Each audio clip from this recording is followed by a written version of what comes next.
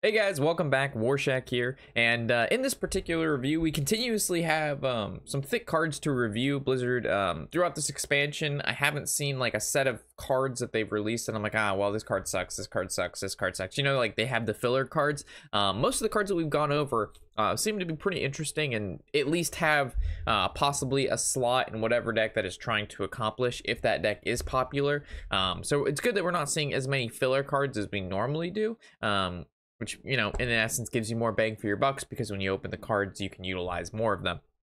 So the first card we're going to take a look at is going to be the Rogue Legendary. It's a 5 mana 4/2, so the stats are pretty bad. And if we've noticed, I probably said this in the review as well, the previous review, they're giving us really powerful abilities, and they're not giving us high statted minions like they normally do. I'm pretty sure I mentioned the 4 mana 5/4s and 5/4s, and it just gets so tiring because they have a good ability, they're huge in stats, and it's just like So when you have cards like this, you expect the ability to be pretty good. So we have Battle Cry, discover a Death Rattle minion, also gain its Death Rattle. So pretty powerful. It also has a solid value generation. I mean, depending on how many new Death Rattles they make, this could be pretty good. I mean, for 5 mana you get a 4/2, so it dies semi easily, but you're generating a minion, and you're going to be able to generate whatever Death Rattle you selected that minion to be. And if you selected the minion, it has to be, let's say, a decent minion. So we got like Karen that comes to mind off the top of my head for a solid Death Rattle.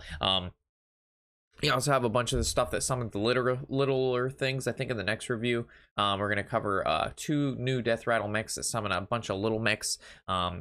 So, I mean, there are uses for this. So most of the time you're getting like a 5 mana, probably around a 5/5 in stats-ish. But you're also generating a Death Rattle. And also the Death Rattle that you could possibly pick up could give you better than 5/5 in stats.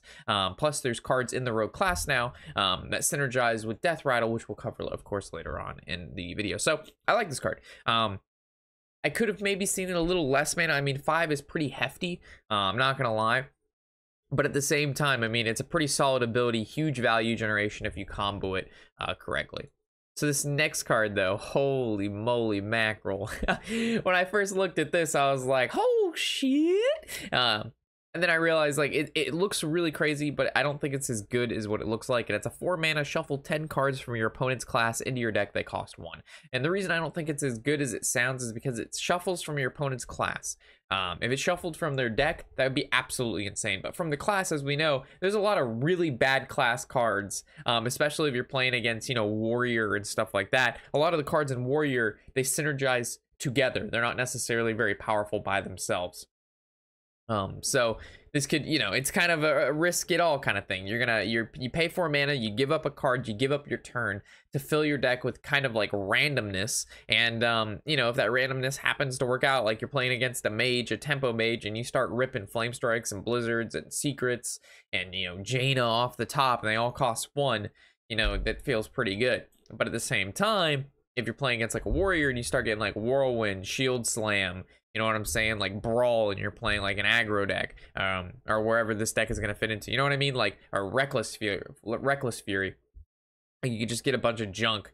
So I mean, I think it's a cool card. We'll see probably a lot of meme rogue decks that run this card. So we basically use the new Rogue Legendary, complete the whole deck, and then use this card at the same time, then fill your deck so you know you're drawing into only 1 costed minion. You maybe have like a sprint or some more draw mechanics, so you're able to draw a sizable amount of cards, which will like decrease the likelihood of, you know, you getting complete garbage, because you have a higher chance to get something at least useful if you draw more cards. So I like this card.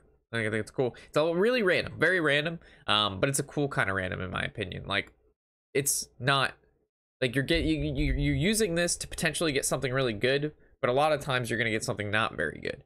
So I don't think this will be in like a super competitive deck, but definitely a fun deck that we'll try out, which is why I like that card. Isn't going to be like a tier, this won't be a tier 1 rogue deck that this fits into, but it'll be a fun like tier maybe like 3 rogue deck that goes with this, and then it can definitely squeeze out some games. The next card we're going to go over is actually going to combo with the card that we just previously went over. It says whenever you shuffle a card into the deck, shuffle an extra copy.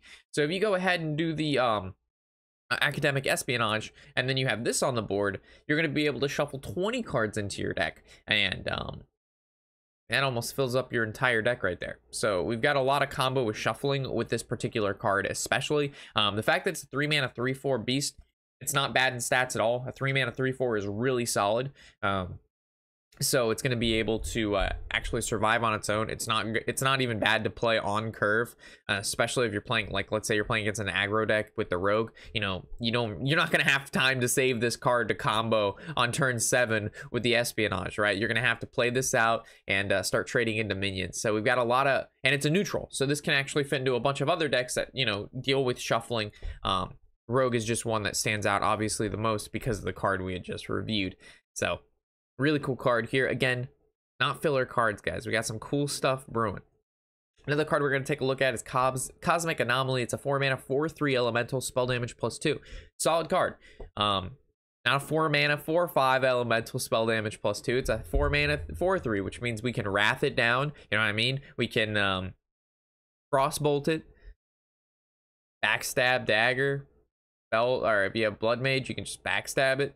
But I mean, spell damage +2 is huge. If we look at like the cards that have previously had spell damage +2, we have I think the latest one was a 4-mana 2/2. It was like a nobled guy, and it was a 4-mana 2/2 or something like that with spell damage. So we get like an additional 3 stats on the minion and spell damage, which is super sick. Also Moonkin I believe is a 7-mana 2/8 spell damage +2. So it's, you know, another card that relates to this, costs 7 more mana. Obviously the stats are slightly higher, but mage benefits from very cheap minions to be able to combo with spells. Also the new mage cards that do combo with the spell damage. This is working out nicely. Granted, how much will this see play? I don't know, but it's also to the 4 slot. So let's say you gave Cosmic Anomaly, right? And then you play the mage spell that summons 2 minions, and now they're going to be at 4-drop, and you summon more Cosmic Anomalies. You know what I mean? Looks pretty solid. Looks pretty solid. Paladin legendary. This one was really disappointing, I'm not gonna lie. I looked at this, I was like, why? why is this a paladin card, not a priest card? So it's a 2-mana 1/2 divine shield lifesteal. Your healing is doubled. Like, doesn't that sound like a priest thing, guys? Like, this sounds like a priest card. Obviously the divine shield part is kind of weird, but why does Paladin need this card?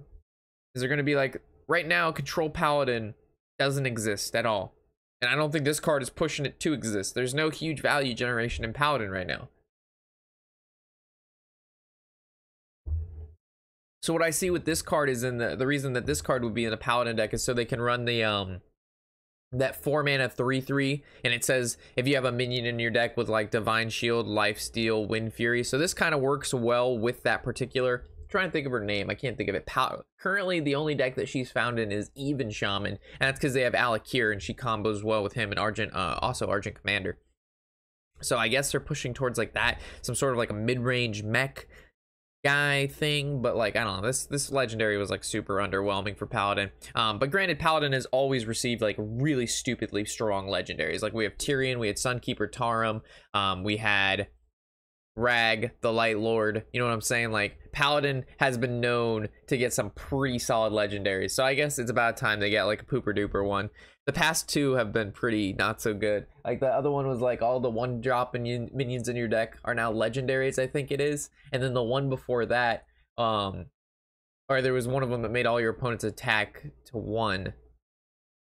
So I mean, yeah, they got really strong ones, and now they're on like the roll of like really bad ones. Oh man. So oof, this next card, oof. So I know a lot of you guys are gonna have an opinion on this. The juicy psychmelon, or psychmelon. 4 mana, draw a 7, 8, 9, and 10 cost minion from your deck. So it's a 4 mana, draw 4, and basically guarantee to have Oakheart when you need them. So Druid has always been a class that like draws a ton, and I think the reason they printed this, guys, is because if you think about it, when UI rotates out, what is Druid gonna have that's gonna draw a lot in the late game or in the early game? Because right now they have like branching paths and naturalize, right? But they're gonna lose UI at the beginning of next year, which means they're gonna need something to replace that amount of power with, or at least, I don't think this is as powerful as UI by any means, but it's also like a really heavy draw mechanic that allows you to draw into your late game. So you basically like ramp, draw a bunch of minions, and then play it. And then also, if you think about it, when they play this, they can't play any of the cards that they drew because this costs 4 and they draw a 7, which means they, you know, they're 1 mana short from playing that 7 cost minion, which means they either have to start running Innervator again, or after they play this, they're not playing that card, and then you know they're going to follow up with a big minion, which gives you a little leeway to, like, you know, they play Juicy, they have 10 mana, they're probably going to play something big next turn, gives you a little bit of time to, like, you know, set up for that. But solid card. I mean, it's a good, it's a 4 mana draw 4. You just can't argue with that. Plus, if you're playing some sort of combo deck that you need to draw cards like Malagos, you know what I'm saying? Like, it just gets you to your Malagos, like, boom, bada bing, bada boom. So, really good card. Like, probably won't, like, it, like, in comparison to UI right now, it's not as shiny, but when UI rotates out, this card's gonna look real nice. It's gonna look really, really thick.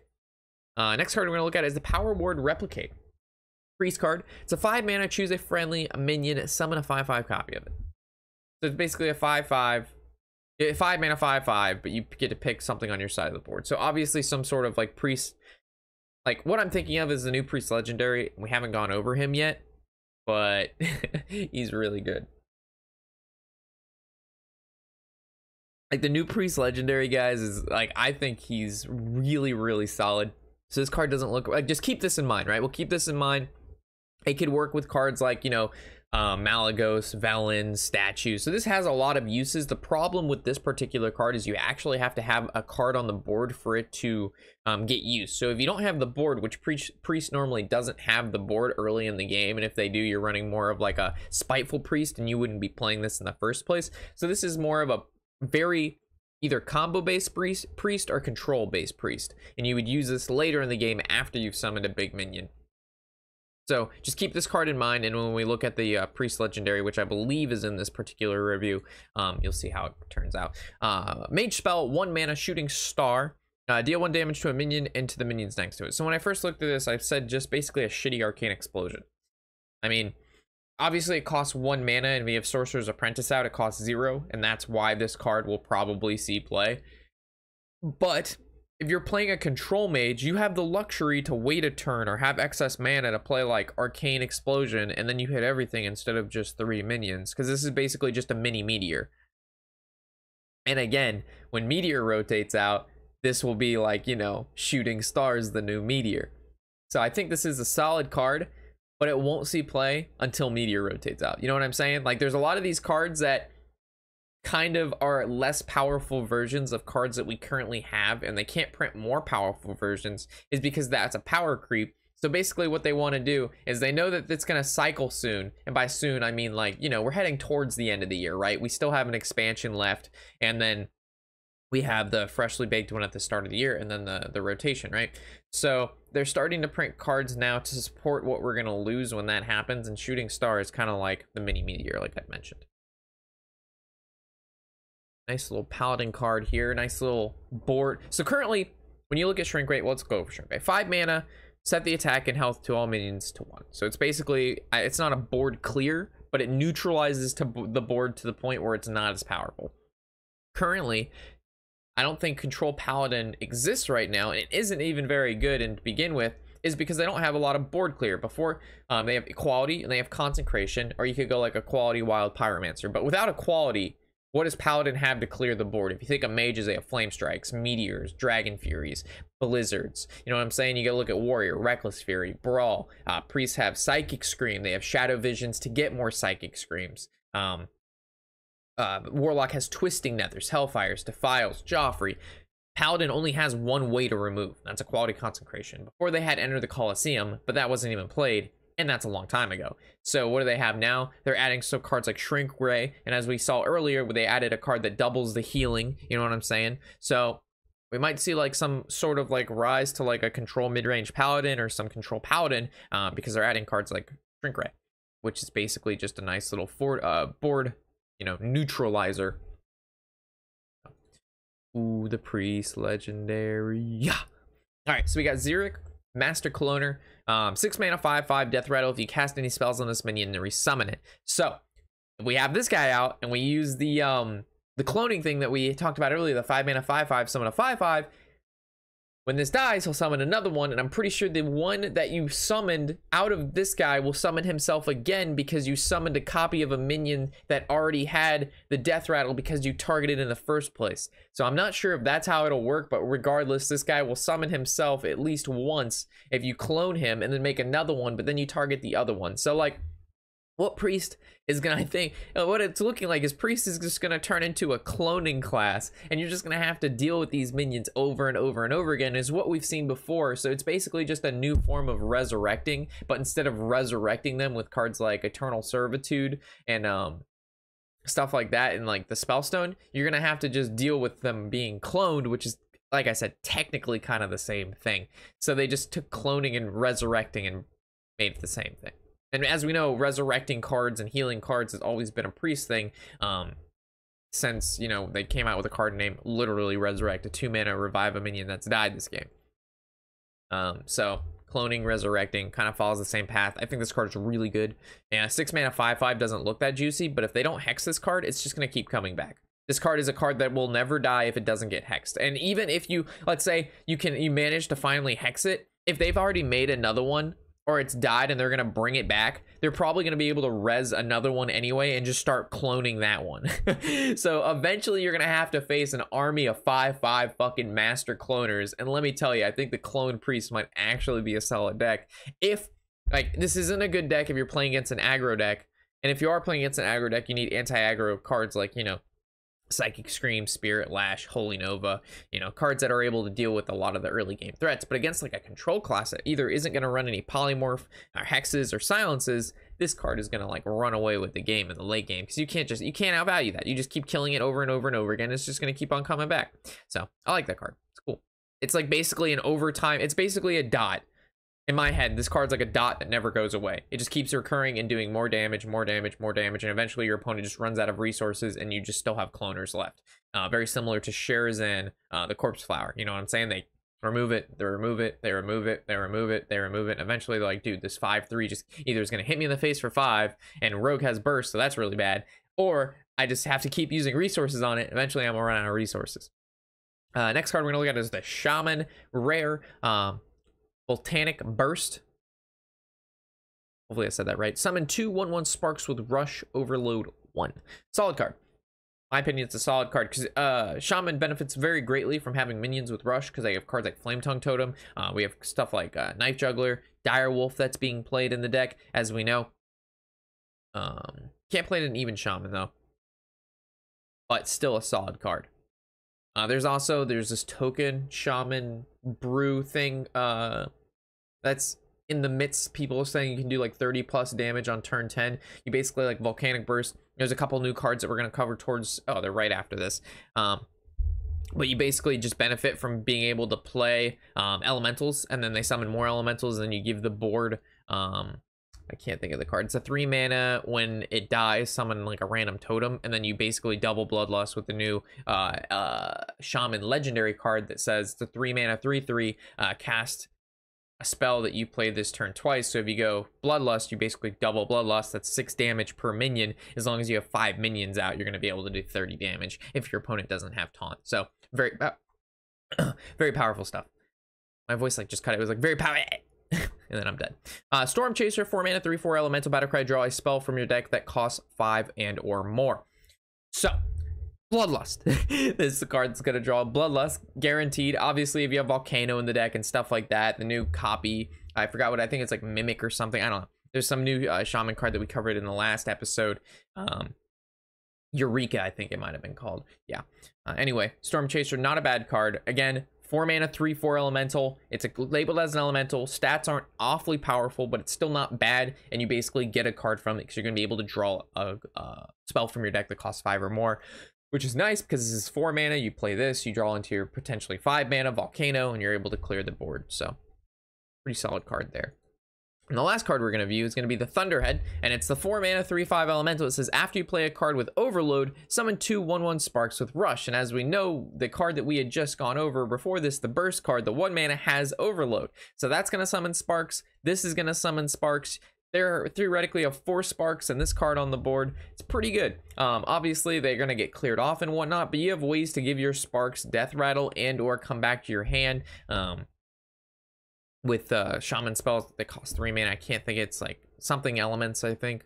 But anyway, token shaman is looking like more and more of a thing. Plus this guy's picture is really badass, I'm not gonna lie. This is like a really cool shaman picture, and hopefully the golden version of this card looks sick. So 4 mana 3/5. Again, I'm glad we're not seeing the 5/4. And it says obviously if you play the overload, which means if you played overload the previous turn, you're not playing this guy on 4 unless you save this guy for coin. Also, again, sparks, like we discussed, really good for shamans, flame tongue totem, things of that nature. Maybe they'll make a new totem that synergizes with cards next to it. It's like if a rush minion is next to this, give it +1/+1 or something like that. I don't know. But regardless, solid card. Like, it's just a cool, nice card. You know, you have to, you can't, it's not just you play it on 4 and summon sparks and there's no requirement. There's a requirement. It's not overly statted. It has the ability to be comboed with other things. Do you play this just to get the 1/1 sparks out and they don't get the combo with maybe a flame tongue that's on the board and you just want to use it for its body? Or do you want to save it with some burst? You know what I'm saying? Like, there's some intricacies there. So that's some good stuff. And you like to see that, especially in a new expansion like this, where we get, you know, I'm pretty excited. Like, every card we've gone over so far, besides, you know, just a select few, have been pretty interesting, and you see utility somewhere, right? Yeah, let me know what you think of the cards that we did review so far. I know as I'm making this, even more cards are being released. I literally put this together last night, and this morning when I went to go record it now, there was like 4, 5, 6 new cards out already. And I'm like, holy shit. So you're gonna get another review, of course, after this shortly, to hopefully get caught up again, because every time I think I'm getting caught up, I'm not getting caught up. So thanks for watching. Let me know what you think in the comments section below, like you guys always do. Love to hear what you guys have to say, and I'll see you guys, of course, in the next video and or on stream. As always, I'm Robert Warshak, and happy whatever the hell day it is.